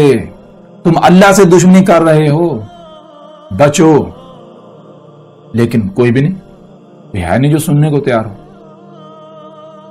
اب ذرا غور کریں، ہم نے جب اللہ کیا ہے واضح کر دیا تو یہی بات سورہ الحدید میں دیکھیں۔ سورہ الحدید میں کیا ہے؟ سورہ الحدید کی آیت نمبر 4 میں ہے وَهُوَ مَعَكُمْ أَيْنَ مَا كُنْتُمْ۔ واہ اور یعنی تم، اور کیا ہے؟ ہوا کیا ہے؟ آپ کو پہلے بتا دیا ہوا، دیکھیں کیا موجود ہے، جو موجود ہے اور کرتے جائیں۔ مَعَكُمْ تمہارے ساتھ ہے، أَيْنَ مَا كُنْتُمْ تم جہاں کہیں بھی ہو، تم جہاں کہیں بھی ہو وہی اللہ ہی کی ذات تمہارے ساتھ ہے۔ اب آپ ذرا خود غور کریں، آپ سمندروں میں چلے جائیں تو وہاں کون ہے جو ساتھ ہے آپ کے؟ سمندری مخلوقات، تو وہ کیا ہے؟ ہوا کے اندر آئے گا یا نہیں؟ فضاؤں میں چلے جائیں، آپ کے علاوہ کون ہے؟ یہی وجود ہے یا نہیں؟ کہیں پر بھی چلے جائیں تو جو وجود وہاں آپ کے ساتھ موجود ہے وہ اللہ کی ذات ہے۔ اس سے بھی واضح کچھ ہو سکتا ہے؟ وَهُوَ مَعَكُمْ، ہوا جب آپ کو ہوا کا علم ہو جائے، آپ ہوا کو جان لیں تو سارے راز ہی کھل جاتے ہیں، ساری حقیقت ہی واضح ہو جاتی ہے۔ پھر اسی طرح آپ دیکھتے ہیں اللہ کے اسماء ہیں، اسماء کے ہیں المومن، یا اس کی طرح بعد میں آتے ہیں الرقیب۔ الرقیب کے معنی کیا ہے؟ رقیب تو رقب سے رقب کہتے ہیں کہ جہاں موجود ہے وہاں دیکھیں دوسرا جو موجود ہے، اللہ رقیب ہے، یعنی اب جہاں بھی چلے جائیں، اب سمندروں میں چلے جائیں وہاں دیکھیں آپ کے علاوہ دوسرا کون ہے جو آپ کو دوسرا نظر آئے گا، وہ اللہ کی ذات نظر آئے گی۔ پہاڑوں میں چلے جائیں، پہاڑوں کی گہرائیوں میں، زمین کی گہرائیوں میں، فضاؤں میں، کائنات، کہیں بھی چلے جائیں، جہاں بھی چلے جائیں وہاں دیکھیں آپ کے علاوہ دوسرا کون ہے، تو جو آپ کے علاوہ دوسرا ہوگا وہ اللہ ہے، اللہ کی ذات ہے الرقیب۔ تو ذرا غور کریں، اب جہاں بھی چلے جائیں وہاں دوسرا کون ہے؟ کیا یہی وجود نہیں ہے ہوا؟ تو پھر اللہ کیا ہوا؟ اللہ کی ذات کیا ہوئی؟ پھر بھی کوئی ماننے کو تیار نہیں۔ اب اس سے دیکھیں، اب جو سورہ الحدید کی آیت نمبر 3 کے اندر ہے ہوا الاول، یا ہوا الاول والآخر والظاہر والباطن وہوا بکل شیء علیم۔ ہوا اول ہے، آخر ہے، ظاہر ہے، باطن ہے۔ ہوا جب آپ کو ہوا کا پتہ چل گیا تو ہوا کیا ہے؟ الاول، اول اور آخر اور ظاہر اور باطن، اور پیچھے رہ کیا گیا؟ اس سے بھی واضح کچھ ہو سکتا ہے؟ کیا اس سے بھی واضح کچھ ہو سکتا ہے؟ ہوا الاول والآخر والظاہر والباطن، اس سے واضح کچھ ہو سکتا ہے؟ اب بھی اگر کوئی تعویلات کرے، کوئی اپنے آباء و اجداد کے عقیدوں کے نظریوں کے پیچھے چلے تو اس کی مت ماری ہوئی ہے، عقل معاف ہے اس کی، بیوقوف اور جاہل ہے، وہ اندھا ہے۔ وہ یہی کہہ رہا کہ نہیں میں غور و فکر نہیں کروں گا، میں تو اندھوں کی طرح اپنے آباء و اجداد کے پیچھے چلوں گا، وہی کروں گا جو میرے آباء و اجداد نے کیا۔ क्या इससे वाज़ेह कुछ हो सकता है? हुआ अल-अव्वल वल आखिर वल ज़ाहिर वल बातिन, इससे वाज़ेह कुछ हो सकता है? जरा देखें, अव्वल कौन है, आखिर कौन है, ज़ाहिर कौन है, बातिन कौन है? यही हुआ ही नहीं है? जो मौजूद है और करते जाएं यही, और इसके अलावा कुछ है ही नहीं, तो फिर अल्लाह कौन हुआ? इस तरह जरा गौर करें। अल्लाह अल मोमिन, तो मोमिन का मानी क्या है? मोमिन तो कहते हैं कि वो जिसे जो हुक्म दिया जा रहा है उस हुक्म को दिल से तस्लीम करते हुए उसके ऊपर उसी तरह अमल करे जैसे हुक्म दिया जा रहा है। तो जो ऐसा कर रहा है वो अल मोमिन है। तो अल मोमिन क्या है? अल्लाह। यही बात मोहम्मद अलैहिस्सलाम ने कही कि जो भी अल्लाह का खालिस अब्द बन जाता है, अल्लाह का खालिस गुलाम बन जाता है। जैसा कि मिसाल के तौर पर देखें, आपके वजूद के अंदर हाथ आपका अब्द है, गुलाम है, ये वही करेगा जो आप इसे हुक्म देंगे। ऐसा नहीं है कि हाथ कोई काम करता था आप कहें ये नहीं, ये हाथ ने किया है, मैंने नहीं किया। नहीं, हाथ जो भी करेगा आप कहेंगे ये मैंने किया। आंखें अगर आपकी अब्द हैं, आप ही के वजूद में अपने मकाम पर फिट हैं, तो इन आंखों का देखना आपका देखना। तो यही मोहम्मद अलैहिस्सलाम ने कहा कि एक जो खालिस अल्लाह का अब्द बन जाता है तो फिर अल्लाह उसकी आंखें बन जाता है जिनसे अल्लाह देखता है, उसके कान बन जाता है जिनसे अल्लाह सुनता है, उसके हाथ बन जाता है जिनसे अल्लाह पकड़ता है, उसकी टांगें बन जाता है जिनसे अल्लाह चलता है, पांव बन जाता है जिनसे अल्लाह चलता है। भाई जब आपको पता चल गया कि हुआ यही वो जात है अल्लाह, तो जब जरा गौर करें, जैसे आपके जिस्म के अंदर हाथ अपने मकाम पर, हाथ वजूद के अब्द बन जाए, तो हाथों का करना, आपका करना, आंखों का देखना, आपका देखना, जुबान का बोलना, अपने वजूद की तर्जमानी, तो इसी तरह जब आप मोमिन, अगर आप में बोलने की सलाहियत है और आप अल्लाह जो वजूद है उसमें अपने मकाम पर फिट हो जाते हैं, तो आप तो अल्लाह की ज़बान हैं। आप तो फिर अपने ही वजूद की तर्जमानी करेंगे। अपना वजूद फिर ये 6 फीट का नहीं रह जाता। कुल हुआ अल्लाहु अहद, वो अहद, वो वजूद, फिर अपने वजूद की तर्जमानी की जाएगी। कहा जाएगा देखो ये दरख्त, पहाड़, जमीन, ये इनमें ना छेड़छाड़ करो, ये मेरा वजूद है, इनमें पंगे ना लो, इनमें छेड़छाड़ ना करो, फसाद ना करो, मेरे जिस्म को छेड़ रहे हो ना छेड़ो। कौन बोल रहा है? जबान नहीं बोल रही, ये 5-6 फीट का बशर नहीं बोल रहा, अल्लाह बोल रहा है। ये बशर तो भाई उसकी जबान एक टूल है। इसी तरह अल्लाह क्या है? अल्लाह अश-शकूर है। अल्लाह का इसम अश-शकूर। शकूर किसे कहते हैं? शकूर तो शुक्र से है। शुक्र के मानी क्या है? शुक्र के मानी है जो कुछ भी अता किया गया, जो कुछ भी दिया गया, उसका उसी मकसद के लिए इस्तेमाल करना जिस मकसद के लिए दिया गया। तो शकूर हाल का सिगा है, वो जिसे जो कुछ भी अता किया गया, जिस मकसद के लिए दिया गया, उसी मकसद के लिए इस्तेमाल कर रहा है, वो क्या है? वो अल्लाह है। यानी अगर आपको जहानत दी गई, बोलने की सलाहियत दी गई, सोचने समय की सलाहियत, कुछ करने की सलाहियत, कुछ माल दिया गया, औलाद दी गई, कुछ भी असबाब वसाइल दिए गए, अगर आप इन सब का उसी मकसद के लिए इस्तेमाल करते हैं जिस मकसद के लिए आपको दिया गया, तो आप क्या है? शकूर। तो शकूर क्या है? अल्लाह, और कोई है ही नहीं। अल्लाह ही का वजूद है, आप अल्लाह का वजूद हैं। आप जो भी काम कर रहे हैं अल्लाह है, अल्लाह काम कर रहे हैं अपने आप की सूरत में, आप अल्लाह का उज़्व हैं। जैसे आपके वजूद में हाथ हैं, ये हाथ तब तक आप कहें, इन हाथों का करना आपका करना जब तक ये हाथ आपके गुलाम है। हाथों का काम क्या है? अपने वजूद की देखभाल करना। इसी तरह मोमिन का काम क्या है? ये जो अपना ही वजूद है इसकी देखभाल करना, किसी को छेड़छाड़ ना करने देना, अपने वजूद को बचाना। ये है अश-शकूर अल मोमिन। अब इससे वाज़ेह कुछ हो सकता है? और इसके अलावा कुरान में दर्जनों आयात हैं, सैकड़ों आयात हैं। मिसाल के तौर पर जरा गौर करें, कुछ और आयात आपके सामने रखते हैं। सूरा अल इनाम की आयत नंबर 3 में बिल्कुल 2 टोक और वाज़ेह अल्फाज में लिखा हुआ है। क्या लिखा हुआ है?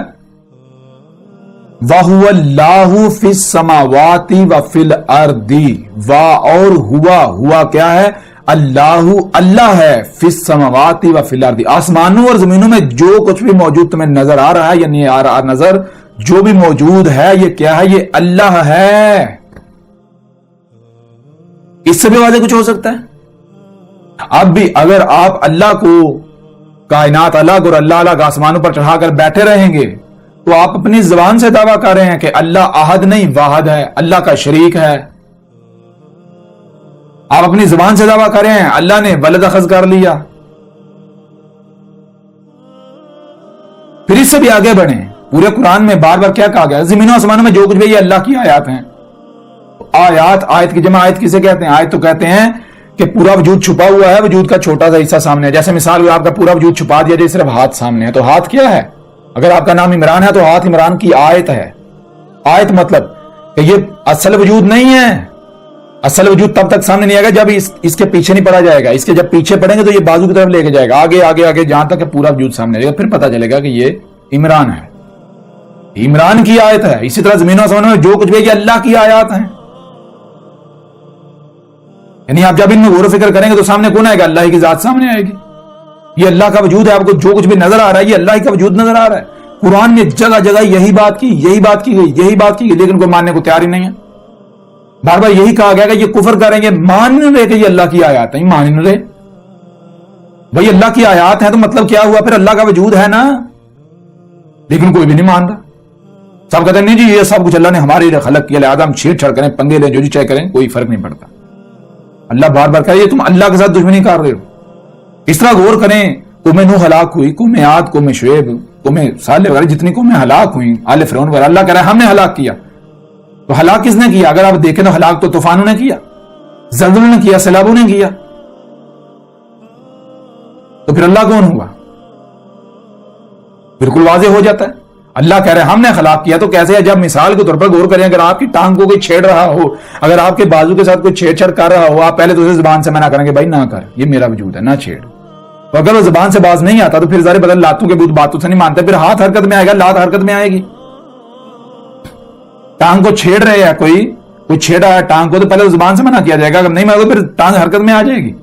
بالکل یہی جب اللہ کی آیت میں چھیڑ چھاڑ کرو گے، اللہ کے ید کو چھیڑو گے، اللہ کے ہاتھ کو چھیڑو گے، اللہ کی آیات کو، تو پہلے تو اللہ زبان سے سمجھائے گا نہ چھیڑو نہ چھیڑو نہ چھیڑو نہ چھیڑو، اللہ ہے، اللہ کے ساتھ دشمنی کر رہے ہو. اگر زبان سے نہیں باز آتا تو پھر ظاہری بات ہے پھر لاتیں حرکت میں آئیں گی، ہاتھ حرکت میں آئیں گے. تو آپ ذرا بتائیں پھر اللہ کیا ہوا؟ بالکل واضح ہو جاتا ہے، بالکل واضح ہو جاتا ہے. پورے قرآن کو اٹھا کر دیکھ لیں، آپ کو جگہ جگہ واضح ہو جائے گا کہ اللہ کیا ہے. جیسا کہ مثال کے طور پر سورہ الحشر کی آیت نمبر 19 کو لے لیں، وَلَا تَكُونُوا كَالَّذِينَ نَسُوا اللَّهَ فَأَنسَاهُمْ أَنفُسَهُمْ. وا اور لا نہیں، تا جو بھی تم کر رہے ہو، کیا کر رہے ہو؟ کون ہو رہے ہو، کیا ہو رہے ہو؟ کالذین ان لوگوں کی طرح ہو رہے ہو، نسو جو بھولے کے بھولے ہی رہ رہے ہیں. حالانکہ جو بھول چکے تھے اسے یاد کرنا ہے، لیکن بھولے کے بھولے ہی رہ رہے ہیں. تو کیا تھا جو بھلا دیا گیا تھا جی جسے یاد کرنا، جسے بھولے کے بھولے ہی رہ رہے ہیں؟ اللہ تھا. اور آگے دیکھیں، فا پس آ کیا نساہم، فانساہم پس کیا ہے جس کو تم جو اس وقت موجود ہو بھولے کے بھولے ہی رہ رہے ہو، جو تمہیں بلا دیا گیا تھا. انفسہم تمہاری اپنی ہی ذات، اپنی ہی ذات کو بھولے ہوئے ہو. تو اپنی ذات کیا نکلی؟ پیچھے کہا جا رہا ہے کہ جو تمہیں بلا دیا گیا تھا اللہ، آگے کہا جا رہا ہے جو تمہیں بلا دیا گیا تھا وہ تمہاری اپنی ذات ہے. تو اپنی ذات کیا نکلی؟ اللہ. یہ وہ وجہ ہے جس وجہ سے اللہ نے پورے قرآن میں کسی رسول کو انسان نہیں کہا. اللہ مومن کو انسان نہیں کہتا. کیوں نہیں کہتا؟ اسی وجہ سے نہیں کہتا. بھائی انسان اللہ کی ضد ہے، اللہ ہے یا انسان. انسان کا مطلب انسان کا معنی ہے اپنے ہی آپ کو بھولا ہوا. مثال کے طور پر آپ سے سوال کیا جائے کہ آپ کون ہو، تو آپ کہیں گے میں تمہارے سامنے کھڑا ہوں، یہ 5-6 فٹ کا جسم. پھر آپ سے سوال کیا جائے، مثال کو پوچھا جائے کہ یہ کیا ہے جی، یہ انگلی ہے کس کی؟ میری. یہ کیا ہاتھ ہے کس کا؟ میرا. یہ کیا ہے بازو کس کا؟ میرا. آپ یہ جواب دیتے جائیں گے یہاں تک کہ پورے وجود کے بارے میں سوال کیا، یہ کیا ہے جی جسم کس کا ہے جی؟ میرا. یعنی آپ کیا کہہ رہے ہیں؟ کہہ رہے ہیں میرا. آپ نے یہ نہیں کہا یہ میں ہوں. اگر آپ یہ بھی کہیں گے میں ہوں پھر بھی سوال کھڑا ہو جائے گا تم کیسے ہو؟ جب یہ مٹی ہو جاتا پھر تم کہاں تھے، کہاں چلے جاتے ہو؟ جب یہ نہیں تھا پھر تم یہ میں کرنے والا کون تھا؟ بہرحال تو چیز یہ ہے کہ جب آپ کو پوچھا جائے کہ یہ وجود یہ کس کا ہے تو آپ کہتے ہیں میرا ہے. کیسے میرا ہے؟ جیسے مثال کے اگر آپ نے کوئی بکری خریدی، کوئی شے خریدی، آپ سے پوچھا جائے کس کی، آپ کہتے ہیں میری. اس کی ملکیت کا دعویٰ کرتے ہیں. تو کیا وہ آپ کا وجود ہو جاتا ہے؟ نہیں. جیسے آپ اس شے کی ملکیت کا دعویٰ کرتے ہیں بالکل اس طرح آپ اس وجود کی، یہ 5-6 فٹ کا وجود ہے، اس کی ملکیت کا دعویٰ کر رہے ہیں یہ میرا ہے. اس کا مطلب کیا ہے؟ اس کا مطلب یہ ہے یہ آپ کا ہے، یہ آپ نہیں ہو. اب آپ سے سوال کیا جائے کہ آپ کون ہو؟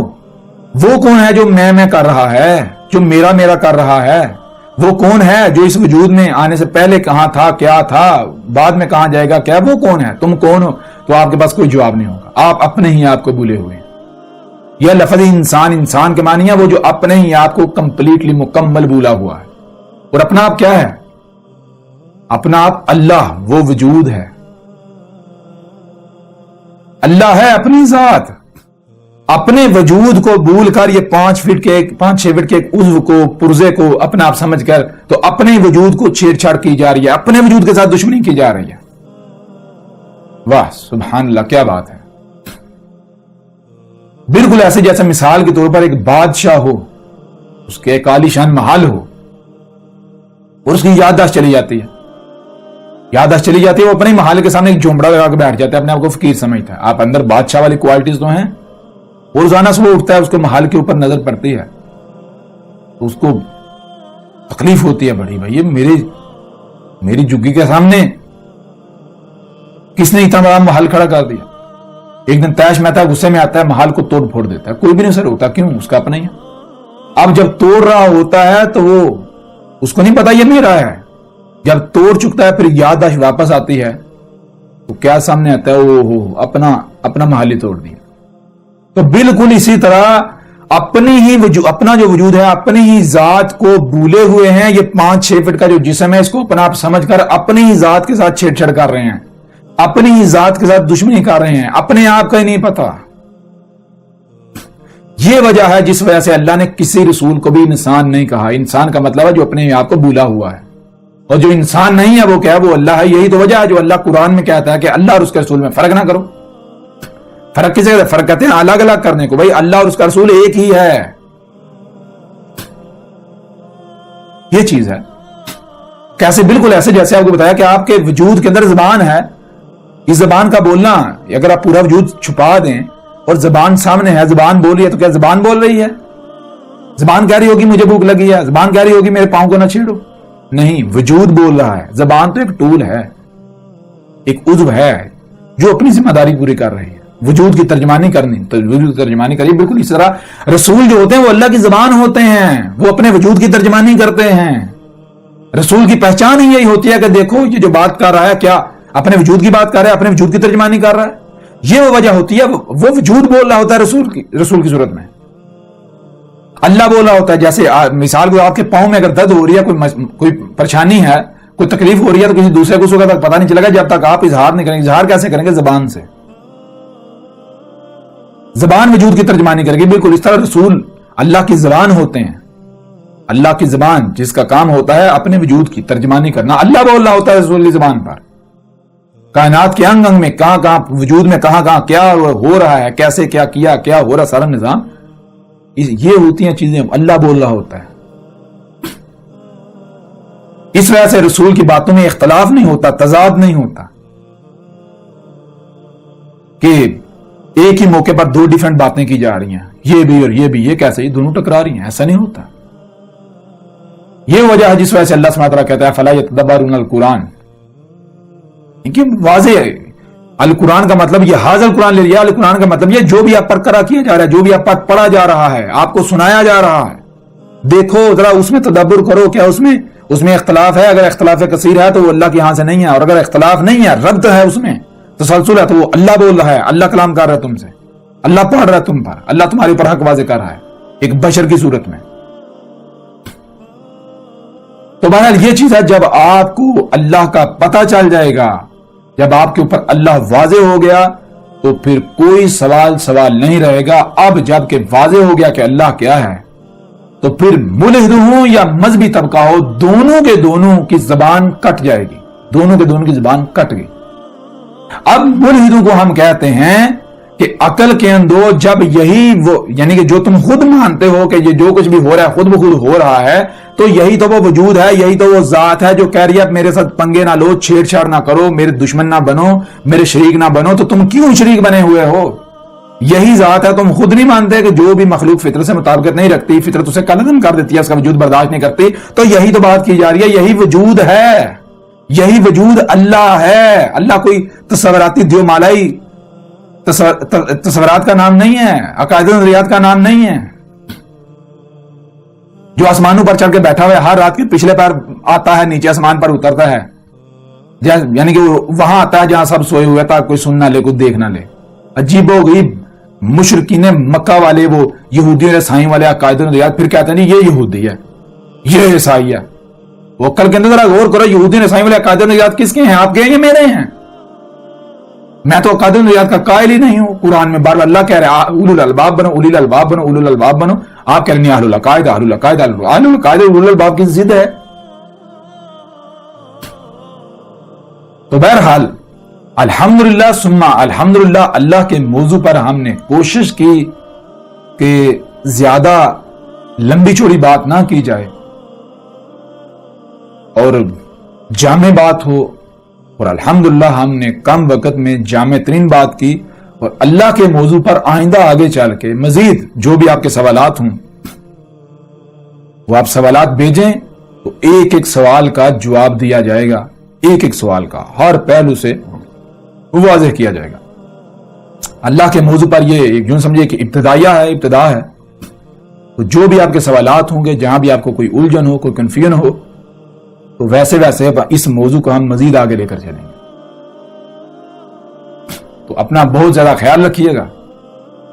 ملتے ہیں اگلی نشست میں.